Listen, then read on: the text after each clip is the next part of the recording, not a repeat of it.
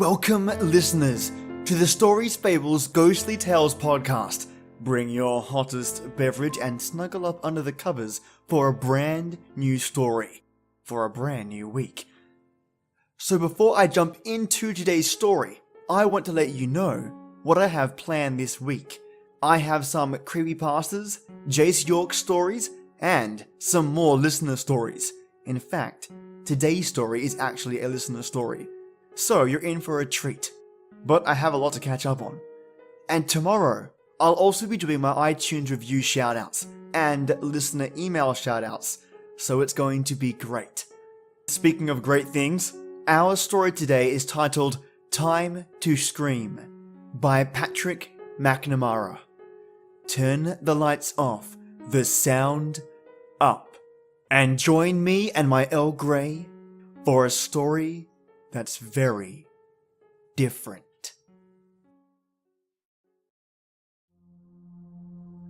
I will never ever go to the old farm ever again. I solemnly believe that there are things we don't intrude upon. Deals have been made not to hide information, but to keep our sanity. I cannot ever disregard what I have seen, nor look at the world the same way ever again. I have to express to everyone I can what I have seen and experienced. I wish that none of this was true. My name is Ryan Burt. I am in my mid-20s. I am single. I live on my own, but I might have to find a roommate or a girlfriend after what happened to me. I hate and I am afraid of being alone. Okay. I'm getting off track here. This happened about 3 months ago. Yes, I have been keeping this inside for 3 months. We all grow up with local legends. Sometimes they extend into our adulthood. Usually, they could be chalked up to superstition or just ridiculing what we don't understand. Our local legend involves the old abandoned Victor dairy farm. It has affected people so much, the farm is condemned. But no one will ever tear it down and build upon the land again. This always struck me as odd. You see, I recently joined the local newspaper. I report on any interesting stories. I decided one day to do a story on the old Victor dairy farm. My editor's reaction should have tipped me off that something wasn't right. He tried to convince me not to step foot on the old dairy farm, or even research its history. In hindsight, my editor knows a lot of people and is well connected. I foolishly ignored that at the time. I went to the police chief Chris Bryan. He has been chief since 1959, around the time the Victor dairy farm unexplainably shut down. What was odd was around that time the entire police department resigned, and new officers and a new chief were brought in. This is where the bizarre legend began, because the new officers were clearly investigating it, but when asked, denied it, and avoided the subject altogether. Of course, with that going on, legends developed. Legends of ghosts, demons, and vampires. I, of course, being in journalism, never gave those stories a second thought, at least as an adult. They terrified me as a kid. The old police chief just looked at me and told me that if I step on that property and one of his officers catch me, I will be arrested and charged with trespassing and endangering public safety. The second charge caught me off guard. I demanded to know what is up with the Victor dairy farms. Why is there this local fear? Why is it guarded? What is the story? He calmly responded, "Do you actually believe we don't tell you about the farm because of ghosts? There's shit you people have made up. That place has had things happen there." "What do you know about Victor McGregor?" I said. "I don't know anything about the man who owns Victor Dairy Farms." The police chief laughed. "Man, Victor McGregor was no man as you define him. What do you mean? Look, I'm 84 years old, and I'm still the police chief. I have not even been offered retirement. Do you know why that is? I always heard you say publicly you thought retirement was for quitters. He shook his head. No, they won't let me retire because I know. Sure, officers, detectives, they retire. They move on. I have seen entire careers here. I know I was brought in. I worked at Area 51 when I was a young man. I have seen things that are not meant for this world. Victor McGregor was one severe case. What are you talking about? Do you know why that dairy farm suddenly shut down in 1959? No, nobody does. Nobody should know. I will tell you the story, and until I pass on, which is soon, I'm old and don't have long left, son. I have held onto this story for so long. Okay, I promise to keep quiet. Go on. Here is his story, and why I am terrified more now than I ever was when I was a child. On August 15th, 1949, a strange Spanish man came into our town. It was odd, though he was obviously Spanish. He gave his name as Victor McGregor. Nobody knew where he came from, and he always casually avoided the subject. McGregor scared the people in our town. He seemed normal. Too normal. He observed everyone around him. He always attempted to be social. He had poker nights at his house, but no one who participated ever did so twice. When asked, they refused to discuss the visit, the alleged poker games. Townsfolk assumed they lost money to McGregor, and were embarrassed. But that didn't explain the terror in their eyes when people asked those select few. Then, on March 13, 1952, Victor McGregor opened his dairy farm. Nobody knows how it appeared. One day, Victor bought a piece of land. The next, the dairy farm was built and operational.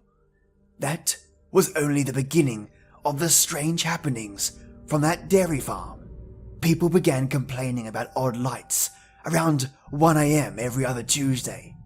Farms nearby began noticing odd patterns in their cornfields. The town saw less and less of Victor McGregor, though his farm was fully functional and always produced the best milk, cheese, and yogurt. Then, there was the week of the gangly figures being spotted around the dairy farm. People had no idea what was going on. On December 15th, 1957, people began reporting strange crafts in the sky. They always seemed to be going towards Victor McGregor's dairy farm. This was when the government got involved. They decided that our town was considered a detriment to human existence, so they decided to replace our police department with specialty trained government officials who would act as our police department. Meanwhile, secretly investigating Victor McGregor and his dairy farm. One of those specialty trained officers turned officer was the police chief, Chris Bryan. He was fully into the investigation, and I mean deep. He is the one who planted the seeds of a ghost legend, and townsfolk did the rest. Police Chief Chris Bryan called in his colleagues in what we know as the MIB, Men in Black, and had them focus on Victor McGregor, while the other officers filed the complaints, disturbing accounts, and of course, local law enforcement.